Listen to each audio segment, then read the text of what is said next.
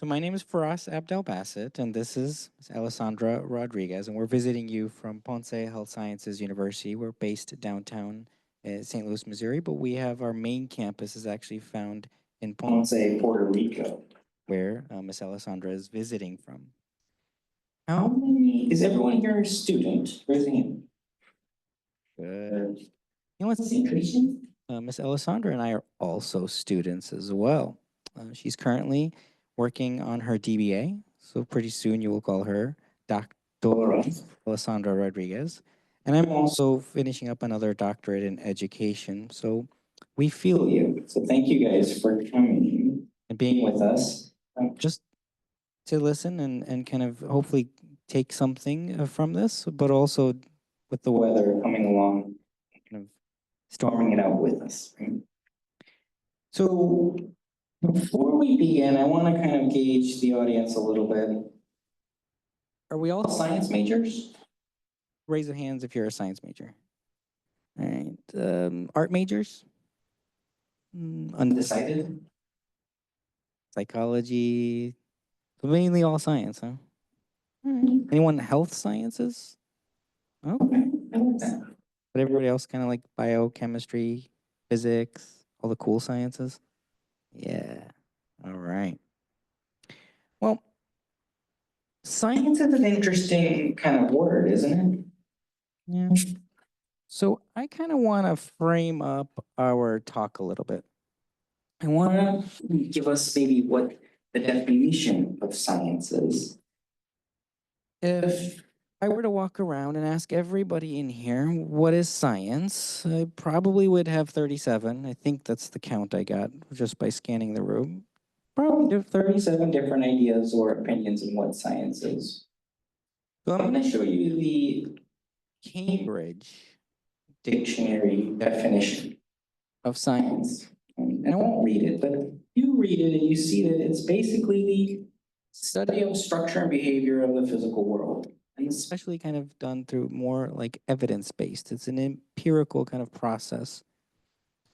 Sometimes when you think about what is science, first thing that comes in is biology, physics, chemistry. Truth is, it's a really broad term, and it's a really kind of broad concept. So today's talk, we're going to talk about kind of science communication, but there's a plot twist, and Miss Alessandra is going to kind of talk about the science of communication. We're going to kind of go back and forth together in this presentation. I'm going to try to help you figure out how to explain things in simpler terms or complex things in simpler terms. And Alessandra is going to kind of show you why I did the things I did in order to be able to effectively communicate the complex science, which is something that you'll take with you over the years as you become experts in your fields. And at the end, we'll open it up to questions and comments and thoughts and feels. We'll have a good time together and hopefully get you out before any major storms come, right? Thank you, Dr. Faraz. Hi, everyone. I think before continuing, because I know with the introduction, maybe you are asking yourself, well, she's the Vice President for Student Affairs. What does that have to do with science communication? My background is in communication, especially mass media communication. My bachelor degree is in advertising and public relations. And then I proceed to do a master in integrated marketing communications that basically gauge all the particular dynamics of different messages in different media and how the public accepts those messages. Currently, like Dr. Faraz said, I am actually completing my doctorate degree in business administration, where we talked a lot about behavioral research. And for the last 20 years or so, I've been working in higher ed, mostly on student services, but for a long time, about 10 years or so, I worked in admissions. And working in admissions for institutions that basically promote health sciences, it's learning to talk to people who are experts on their field and learning to translate that into messages that can come across for the prospects. So that is how I started getting interested in science communication, understanding a little bit more about science. And then, but the last 7 years, working with this medical school, Ponce Health Sciences University, I've had the opportunity to have even more interactions with scientists and academicians that basically help us get that information and put it out there in a simpler way. So when we talked about when we talk about science communication, that has a definition as well, right? And like Dr. Farah says, we're not gonna read the slides, but what it's important is to understand the dynamics of this definition. So when Dr. Faraz was at the beginning asking you to raise hands to understand a little bit more about your background, that it's called understanding your audience inside of science communication. And why is that important? Because understanding where your audience is at the knowledge level in science will help you get the message through in an easier way and in a clearer way. So that is very important. And in science communication particularly, there are different details about what scientists and communicators are doing particularly to come across and provide those messages to the different audiences. First, using appropriate skills, and that definitely starts with knowing who you're talking to. The second thing is understanding how the media impacts the message and we're gonna talk about that in a little bit. Also understanding what level of the dialogue you need to use. So how to simplify matters or how to talk in a higher level depending on the audience that you're working with. And we do that for 4 particular reasons. It's either to raise awareness regarding a particular science topic. It's either to allow enjoyment about some discovery that we think people will enjoy and will be able to integrate in their everyday lives. Spike interest about a topic that we feel needs to be better or known in a broader way.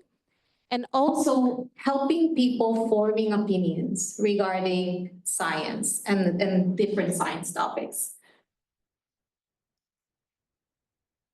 And I think Dr. Faraz is going to go into what is the importance of science communication from the perspective of science. Do you guys believe that science communication is important? Absolutely. We all do. And the biggest kind of way of looking at it particularly is it really, if you look at the first bullet point, decision making is super like important in life. The more information you have about something, the better the decision you can make. Is that kind of pretty cool to think about and understand? So science communication, specifically in things that impact life, society, the world, allows us to drive the decisions that we make. And so if we can effectively communicate them, we can help the world make better decisions. We also can help enhance kind of the public perception. And it really then does drive trust. It drives trust kind of in the idea that, hey, this is legit. This is what they're saying. I will make this decision, right? So I want to talk about a complex topic. Is everyone familiar with the term climate change? You've probably heard it everywhere, hear it all the time. Now, science particularly, for those of you who are looking into kind of the science realm in academia to become scientists, a lot of times it's delivered to us in publications. Journal articles, peer-reviewed articles, textbooks, And they sometimes look like this. I was like, oh no, he's not gonna just read that, is he? They're wordy. Hey, you can't read, it's too small, man. They're wordy. Sometimes you get lost in it. I don't know about you guys, but when I read, I fall asleep. Does anybody else fall asleep when they read? Oh, it's not just me. Yeah. It has a tendency to kind of sometimes go over people's heads. Very data heavy. The graphs that may or may not make sense or may or may not be explained properly. They're just complex. And if you're unable to articulate kind of the idea of climate change in a way that could be understood by those who are interested in understanding it, they may walk away and say, I don't get it, so I don't believe it. Or I don't get it, I don't trust it. I don't get it, why recycle? I don't get it, why are policy changes being made? Because nobody's telling me what this chart means. Or does this chart mean anything? Sometimes squiggly lines make sense and sometimes they don't. So I'm gonna show you this article, well not show you the article. There's this article here that did qualitative interviews on the topic of climate change. And what they did was they asked participants about words such as carbon neutral, carbon dioxide removal, adaptation mitigation, sustainable development, abrupt change, tipping point. And what they wanted to know is, do people understand these words? And do they understand them in the context of climate change? Because adaptation is a pretty straightforward word.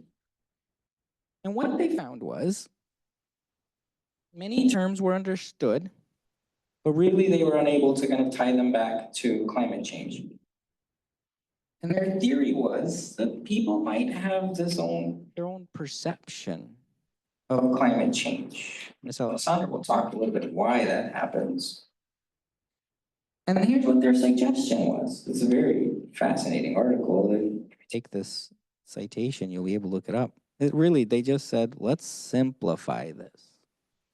Let's just make it simpler. One of the best ways to communicate something is if you have a passion about it. When you have a passion about something, you want people to hear you, right? But if you're so passionate about it and you talk about it in the complex nature of what it is, they may listen to you, but they're not hearing you. And if you are able to simplify it, they will hear you. And that's what kind of they were trying to articulate in this study. So as Dr. Ferraz was talking, it's important to know not just the science, but also the dynamics behind communicating science. And I wanted to bring to you today two particular theories that interplay with how we communicate science, if we are successful at communicating science or not. And that depends on basically understanding these two particular theories. And the first theory is the agenda setting theory.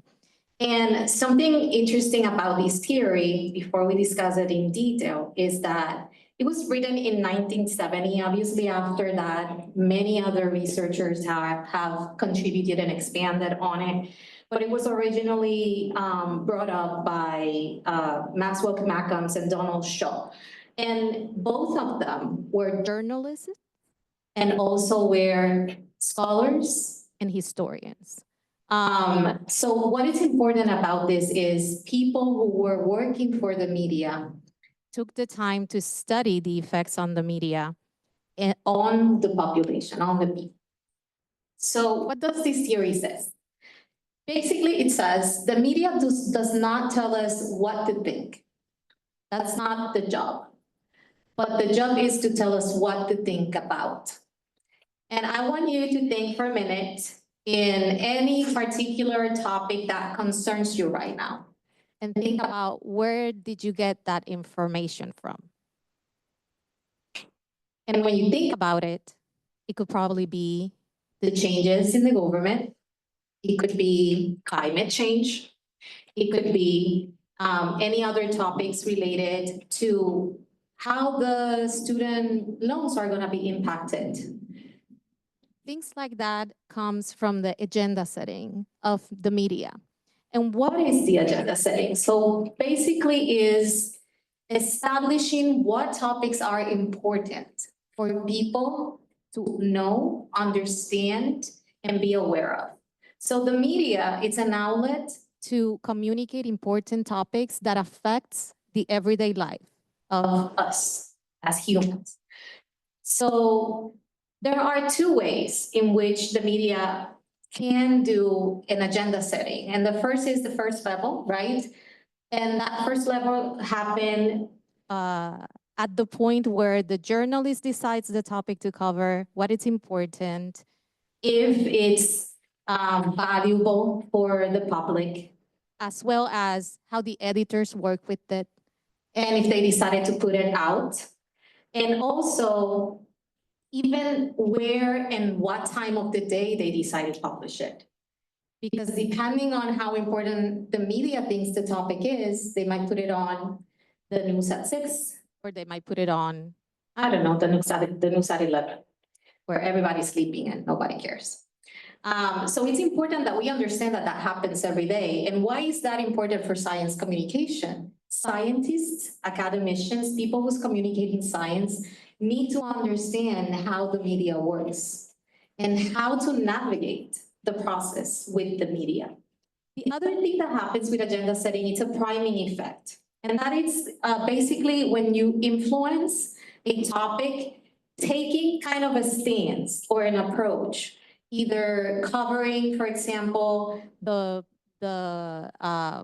pros of a particular science discovery, or the cons and challenges that that could bring in the future. So depending on the way the media sets up that agenda, it impacts public opinion.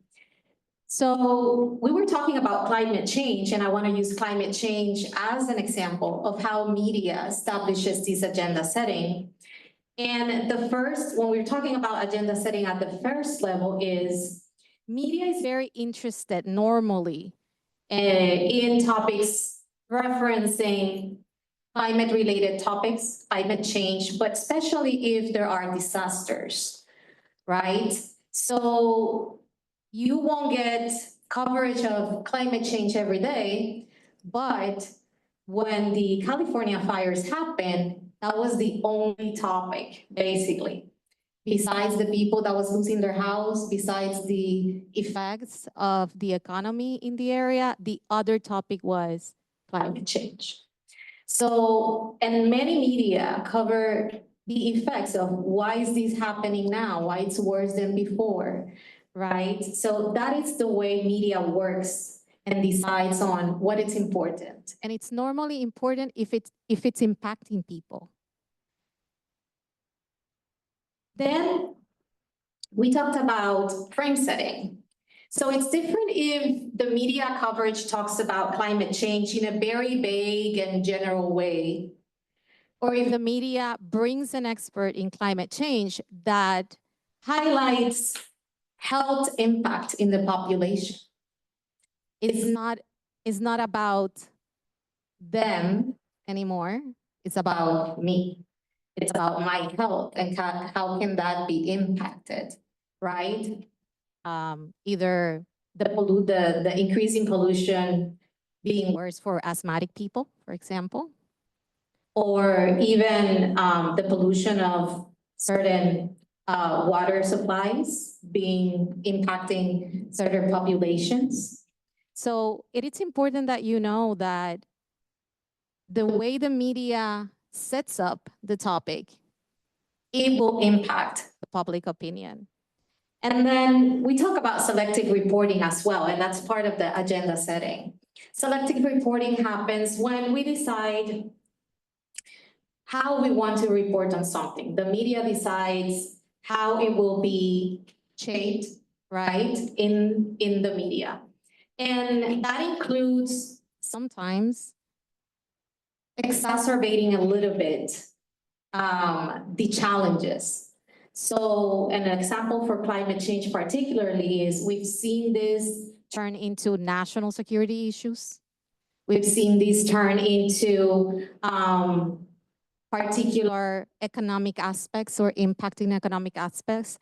And also we've seen how at certain points the media just totally ignore certain social, economic, local aspects because the impact is not the same for everyone regarding climate change. And the policy is not the same.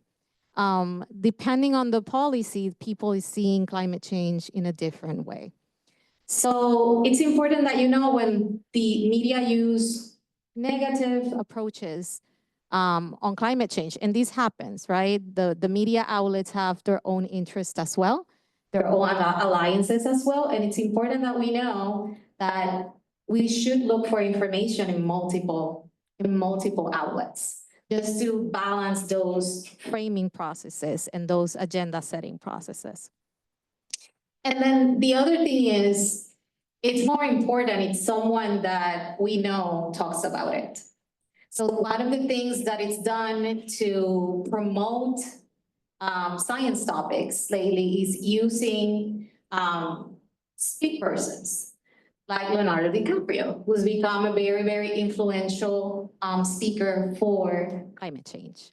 So whenever there's a convention about climate change, people want Leonardo DiCaprio to appear there because he will bring attention from the general public. So these are just some examples of the way that the media and the agenda setting works in the scenario of communicating science. The other thing is Kingston developed further the agenda setting theory. And he said that there are three streams that lead out into the process of policy making in the agenda setting process. So now it's not only the media, but it's also the policymakers who are interested in what is important for people. So the first thing is the problem stream. Problems come to the attention of policymakers by indicators, by focusing events, and by feedback. And this is important to know. So policymakers are not always experts in science content. Therefore, they will depend on people, they will depend on indicators, they will depend on feedback from others in order to be able to work on policies to counteract the effects of the issues that are being presented. So something interesting is that the scientist Charles Keeling was monitoring for decades the CO2 levels in the atmosphere. He started in 1950. Oh, is that it?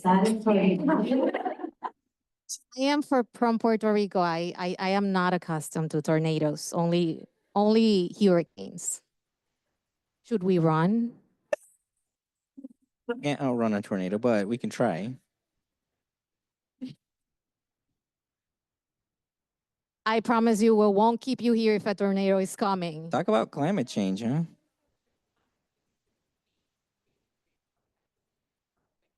Of course. We're all gonna find a safe place.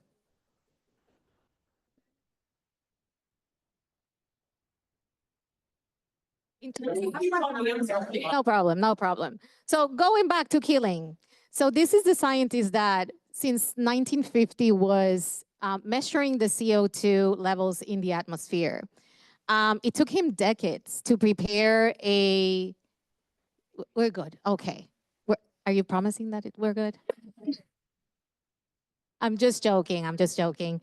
So this is the scientist that came up with the Keeling curve and gave governments a reliable research on how fast the CO2 was accumulating in the atmosphere.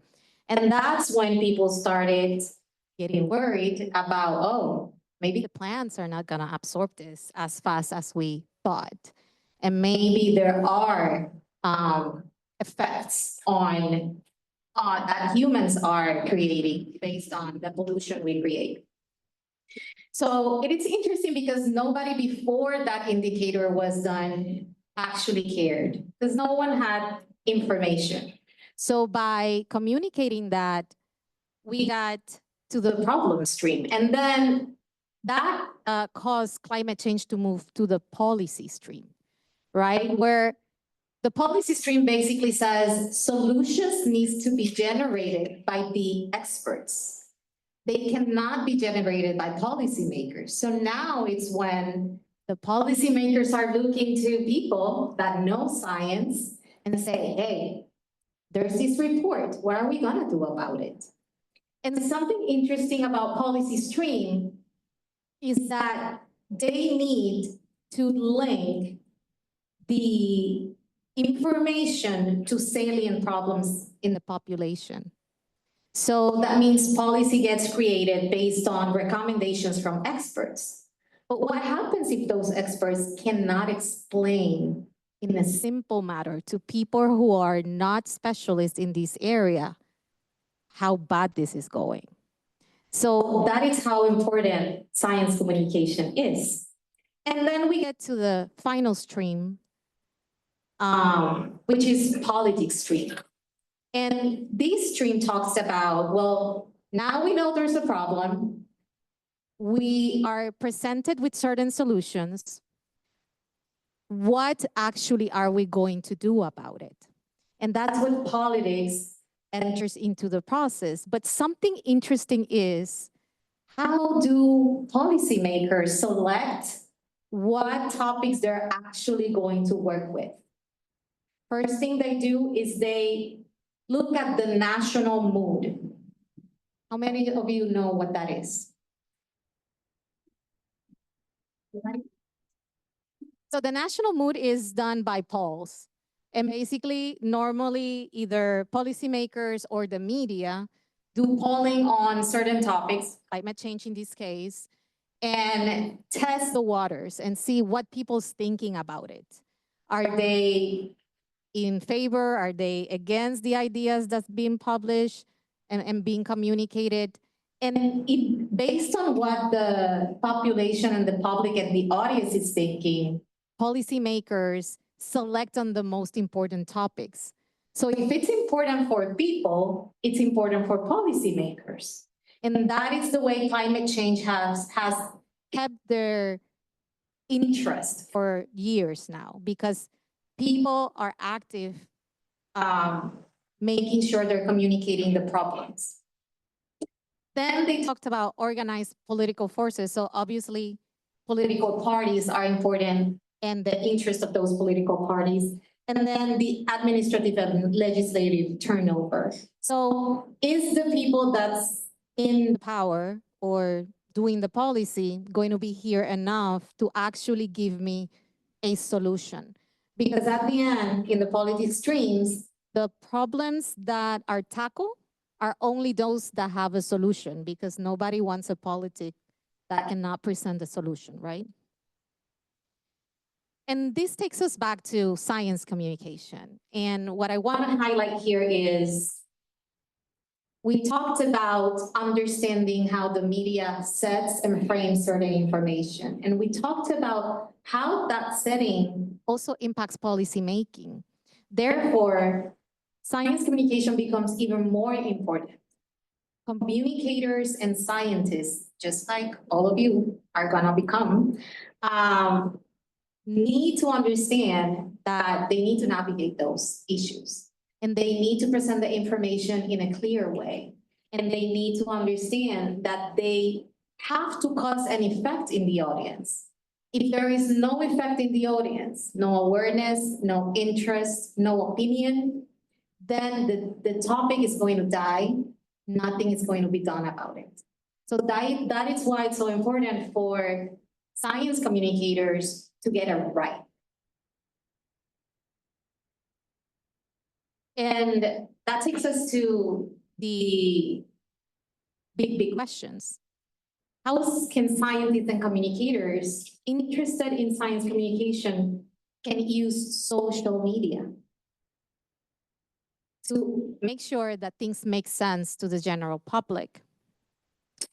And this question takes us to the second theory that I was talking about, which is the transactional model of communication.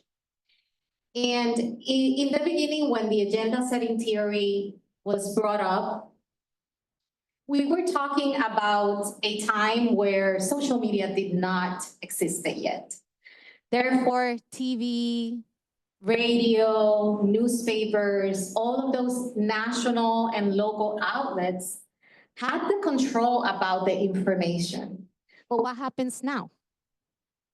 Every one of you can open an account now and talk about your interest in science, explain topics, talked about what is important, how does it impacts your daily life. And then every one of us becomes a source of information.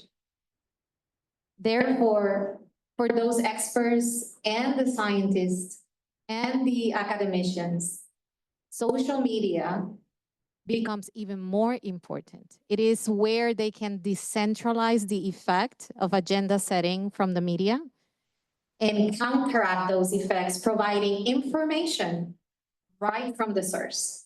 No meddlers in the process. But that requires people to understand what you're saying. If they cannot understand what you're saying, then they're probably not going to take interest in what you are trying to bring to the table. And the transactional model of communication basically says that the communication is not one way. It's interactive.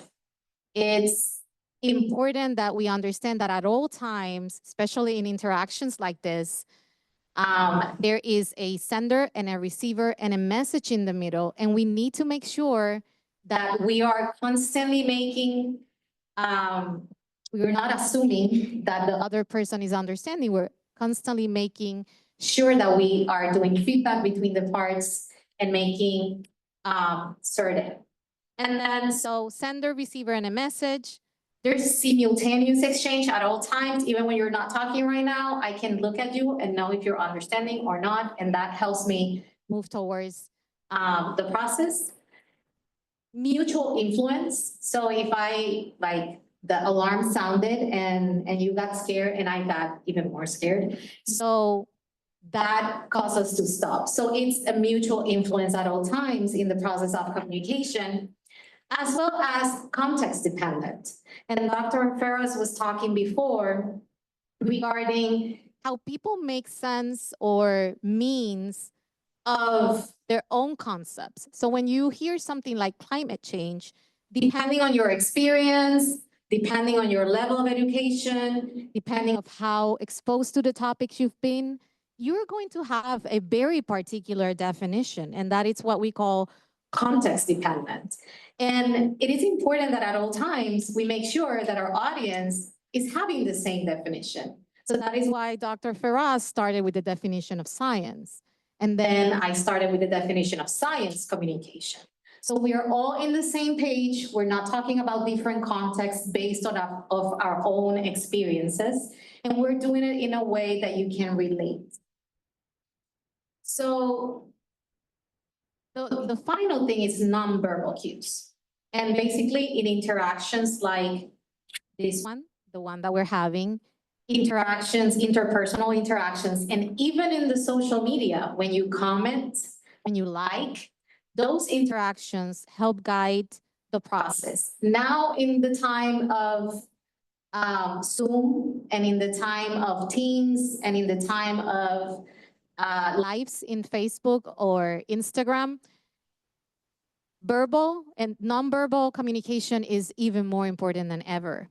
If you're making faces where you're talking about a topic, it can be taken in a whole other way. If you are using your body in a negative way, it will be taken in a whole other way. Plus, there are research that proves that 80% of comprehension about any topic is done through nonverbal communication. So we can be talking about whatever we want, But if we don't align our verbal communication with our oral communication, people get confused. So it's important that in the transactional model, we're taking that into consideration, all those aspects. People live by their own experiences, understand and process by their own experiences, therefore, no assumptions. We need to make sure that we understand the audience and that we can work through the process of sending the correct message. So let's take a step back for a second and reflect a little bit on the agenda setting aspect.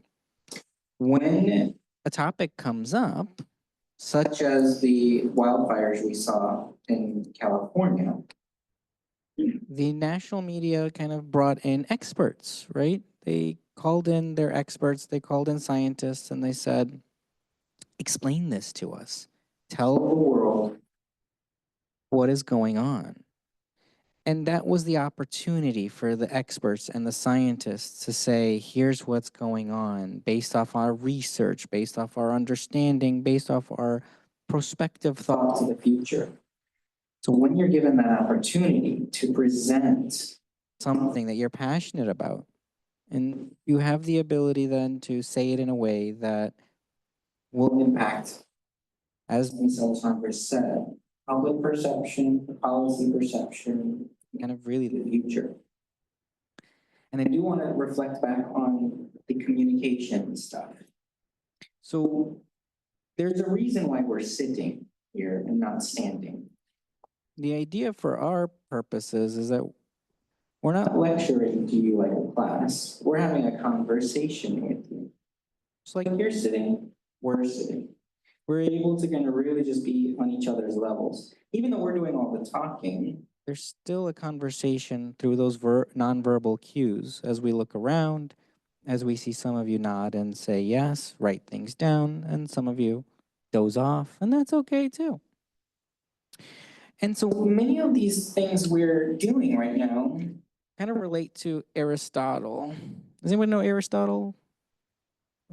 Yeah, student of Plato. Coolest guy ever, right? Maybe. But he had so many theories and is a great philosopher. But one of them is rhetoric, the three modes of persuasion. And as scientists or experts, sometimes we go straight into the facts. There's this chart, this number, this whatever. Well, that's great, because if you're talking to a group of scientists, they don't want the fluff.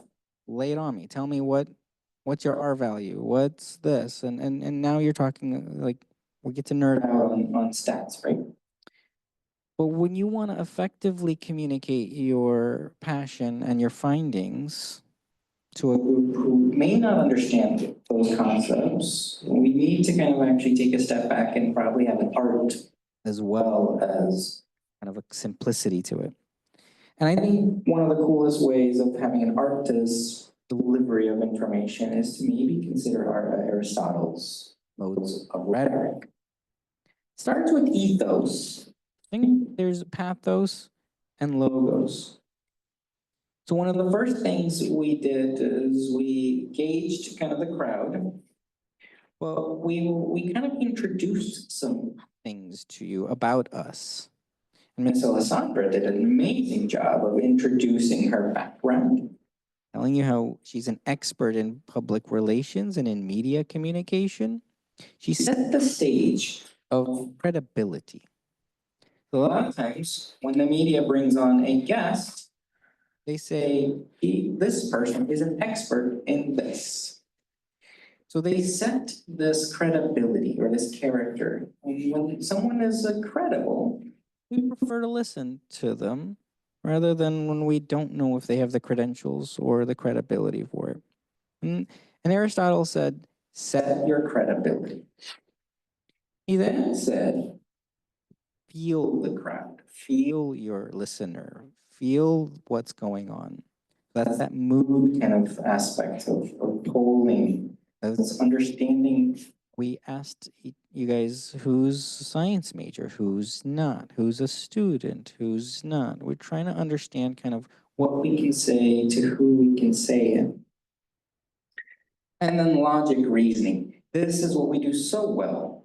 So well as experts and scientists is that there's a rationale, there's a reasoning behind the evidence we want to show. And he says, before you get to that, set yourself up as the expert, understand the emotions, and once you're able to understand that, you're going to actually bring that reasoning and that logic to them in a way that they will take it. And it's super cool. I would highly suggest and strongly recommend to check it out, especially if you're interested in public speaking, if you're interested in influence. And I know the word influence, I don't mean influencer type influence. I just mean if you want to bring across your ideas, your thoughts, your evidence. And I think this died. The microphone just died. And in addition to that, we talked about the effective way of communicating. So there are multiple things, we call it the C's of communication. The first is to make sure that things that we're saying and we're presenting are correct. The second is to state it in clear ways, avoid ambiguity, avoid the process of using too complicated words. Be concise. We're trying to be concise here because we know that it's raining. And be concrete about the topic that you are analyzing. I'm seeing some faces. Is there a problem? No? Yes? Of course there is. There was a word misspelled and you were all distracted, which is exactly what I'm talking about. If you don't make sure that what you're bringing, the information you are providing is correct, people will get distracted. They will lose focus. They will lose what is really important. So that is important for science communication as well. Making sure we are at all times coherent, right? Because then I was talking about how important it is to have correct things, but then there was a word misspelled. So the other thing is to be complete, to try to understand the time that we have for a topic and work with that. If you have 50 minutes to communicate a topic, don't go super deep. Just try to look for the more important details that you can actually communicate in that time. And then every time you can, be courteous, right? Use positive language, positive nonverbal, and making sure you're being respectful to the audience, that it's working with you, because this is a two-way street. It is a two-way communication. So Dr. Ferraz will talk about examples to how simplify those difficult topics. And just to reflect on the courteous part, right? Sometimes, such as like change, could be one of those polarizing topics for scientists and activists and those who are passionate about it, that we can get maybe guilty of not being positive or courteous about how we want to bring about education on sustainability and on kind of what we can do. So I want to give some techniques or some thoughts or ideas around simplifying complex topics. So imagine the world as a bathtub. And you know how like you turn on the faucet and the bathtub water flows out of the faucet and the bathtub fills with water? And it drains out of that drain. So now imagine that the water are greenhouse gases and the drain are the Amazon rainforest. They carbon sink of the world that drains the greenhouse gases. So let's just say now the water that's coming out of your faucet is more powerful or faster than the drain or the ability for the bathtub to drain that water. What do you think will happen? Overflow. Kind of spill over onto the bathroom floor, ruin the tiles, cause a lot of damage. Imagine the deforestation of the Amazon and losing that carbon sink. And now we are unable to drain the carbon accumulation of greenhouse gases in the atmosphere as faster than it is accumulating. And in reality, that's somewhat what happens, at least in this day and age, is what science is saying. And so you will have spillovers. The oceans will rise. The metaphor kind of, or the analogy here, kind of vibes with the overflow of water. But the truth is, damage occurs. So what I did here is I used an analogy or a metaphor. And I told it in a story, and now I got my visual there for you. So it really kind of reinforces that. But I removed jargon. I removed kind of these technical terms about, I mean, I use greenhouse gases, but you kind of can't sometimes shy away from some of the terminology. But I was able to say it in a way that made sense, regardless of how you feel about the topic. Nobody can refute the analogy to say, okay, you know what? In the event that that is true, it makes sense. And that's a technique that is used a lot by experts in order to really effectively communicate some complex and scientific topics. I encourage you to kind of consider the storytelling aspect. It'll keep your audience engaged, and it really will allow them to resonate with what's going on.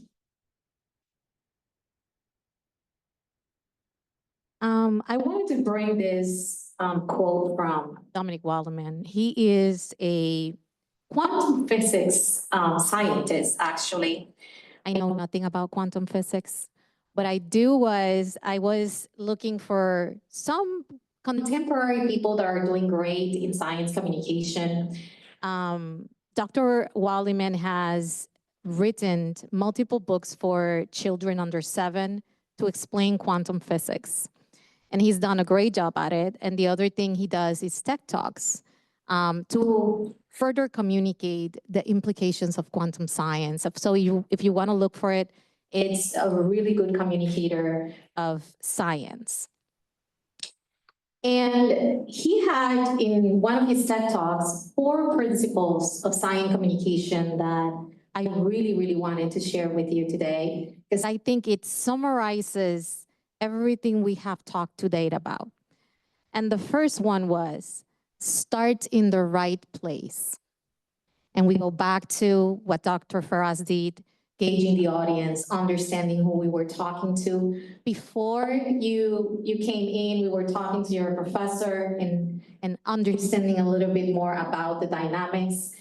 So starting in the right place means understanding what are the expectations of the audience so that we can use the right level of language, of dialogue, and we can make ourselves understand. The second one is don't go too far into the rabbit hole. So we could have given 3 hours of class about agenda setting, but that was not the idea. The idea was to give you only the basic concepts so that you can understand how it works and why it's important when you're communicating science, especially if you're managing or you're wanting to put your information out in the media outlets. And also so that you understand that communication is dynamic. And therefore, if you're using your social media to communicate science, you need to understand those dynamics as well. So don't try, like we said before, if you have a 20-minute presentation or a 25-minute presentation, don't try to go super deep in your topic. Try to simplify the ideas. Try to bring the audience into being interested in what you're talking about, and make sure they take something back from what you're talking about. Give value for their purpose. Then the other thing is clarity beats accuracy. And I don't know if Dr. Faraz, as a physician, will be agreeing with me on this one. But as communicators, sometimes it's super hard, like Dr. Faraz, to steer away from technical concepts. If you cannot steer away from a technical concept, but you can use a metaphor like Dr. Faraz did, metaphors are never going to be super accurate, but it brings the point where it should be. So it gives clarity to the communication. So at all times for communicators, clarity beats accuracy. And then the last one is explain and talk about what you think is cool. I am sure if Dr. Faraz and I were not interested in this topic, we would have never accepted the invitation. Because if we are not enjoying what we're talking about, no one will. So make sure that when you're communicating science and when you pick a research topic, for example, pick something that really, really interests you, that is something you will get something from too, and make sure that when you're communicating, that comes true. Your interest, your commitment to the topic, and that's the way that you keep attention from the audiences.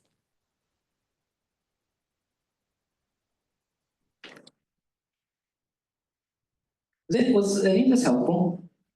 Yeah, all right, cool. So I know a lot of you have to give presentations, right, in a few weeks? Oof. Excited about it? Nervous about it? Worried? You're like, I don't want to do it. I get it. The more you do it, the better you get at it, the better you become at it, the more you actually end up liking to do it. Here's what happens though if you fall into a trap of having kind of what we would say ineffective communication of science. Cause confusion. Misinformation can kind of lead to that poor decision making. And then actually sometimes people won't listen to you. So that's why I asked, like, is this good? Did you guys like any of this? Because you may have just been like, I don't like this, and then just scroll on whatever social media you want. So people won't listen to you. And the last one, particularly not for your presentation, at least hopefully not for your presentation, is as scientists, as an experts, if we are ineffective communicators, we could effectively have a negative outcome on various aspects of society. So when you go to make your presentations, hopefully you can take some of these tips and tricks and think about how you can keep your audience engaged. Use some of the frameworks that we brought to you and kind of really have a knock it out of the park. Yeah, and I think this is our last slide. And we just wanted to kind of close up. Dr. Faraz and I, we come from an institution that really values science communication. Our institution, Ponce Health Sciences University, was originally only a medical school, but in the last 48 years, it is originally an institution based in Puerto Rico. We have opened up for public health, for psychology, for nursing, and other programs that truly impact the health of the populations we serve.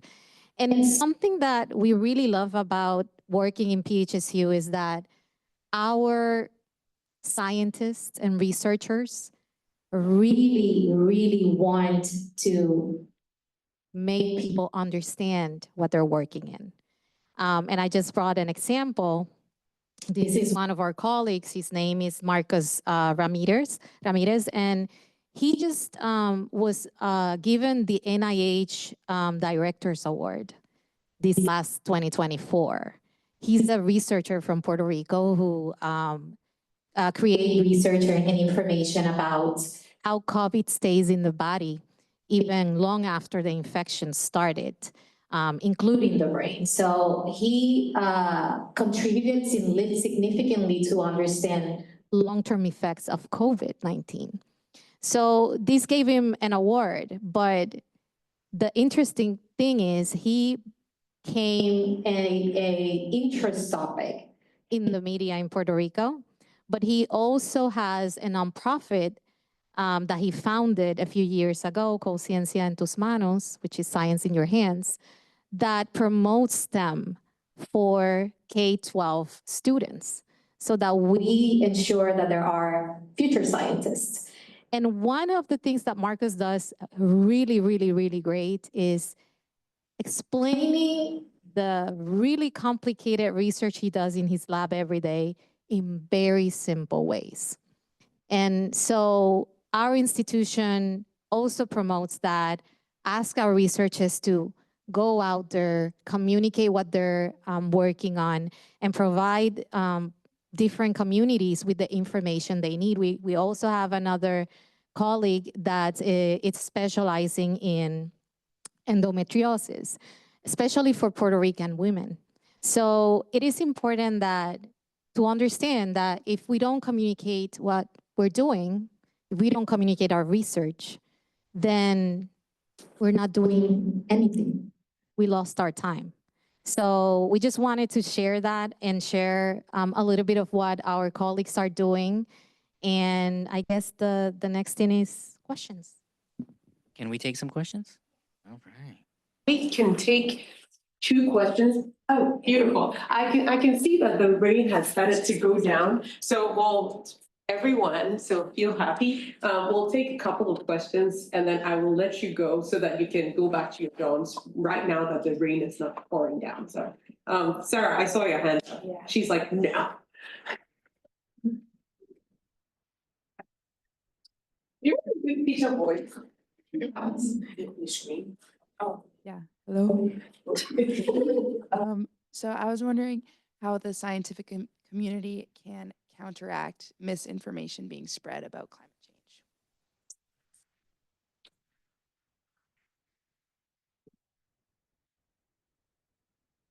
So, and we'll tag team this one because there's two-pronged approach. Did everybody hear the question? How can the scientific community kind of tackle misinformation, specifically with climate change, but let's take it away climate change for a second and say any kind of misinformation.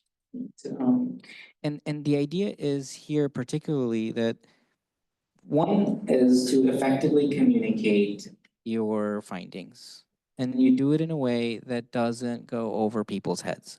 Because what we saw hopefully in our slides is that if it's too complex, people will be disengaged, they will not understand it, and then that's it. It's kind of gone. But what they will understand is what someone does say something with clarity, even if it's wrong. So this is where Ms. Alexandra and I will disagree, and it's okay for us to disagree, right? Where clarity beats accuracy. If it is inaccurate, but it is clear, it will win. Right? And she's right. Clarity will beat accuracy. So this is where accuracy and clarity are going to have to be really important for scientists to combat that. And I think she'll add some aspects to it. I think the other part of that answer is it's consistency. So science needs to be consistently communicated. It's not enough to publish a post. It's to go to a conference. Good scientists that get the NIH award, they look for outlets. They're consistently out there communicating their discoveries. So I guess that is how it's battled, the miscommunication, and we counteract it.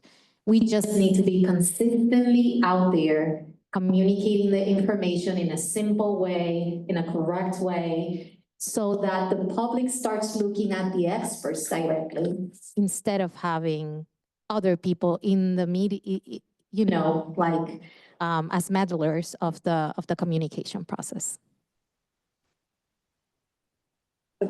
I can yell. It's Okay, thank you.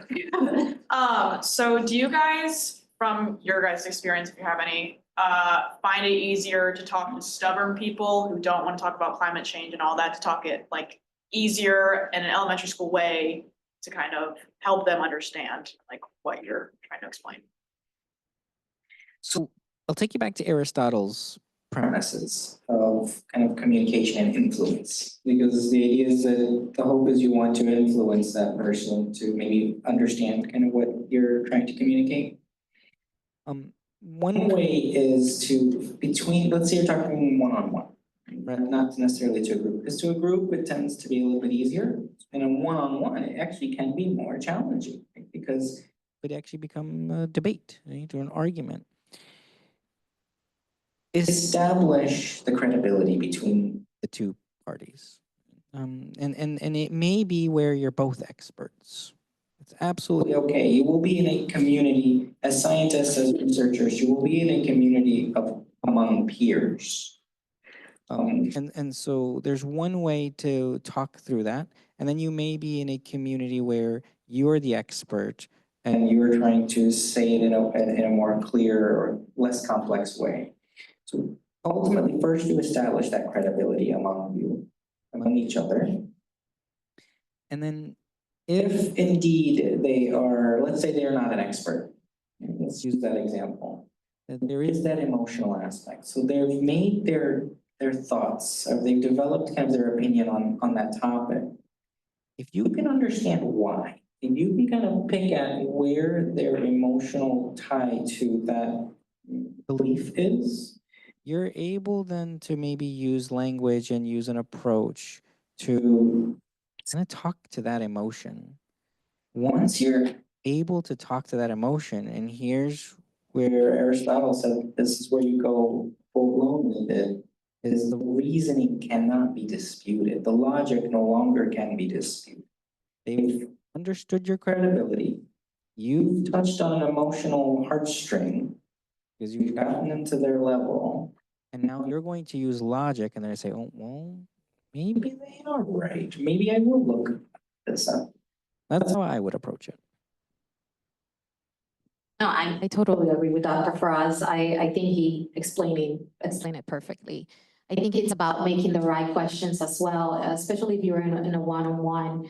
Talking to the person and asking, what do you know about climate change? What are your concerns about it? Where these ideas came from? And then knowing and understanding that background and how they create those concepts for themselves, we can then communicate in a more effective way the right concepts, because we just start exactly where they're at. So yes, I totally agree with Dr. Faraz.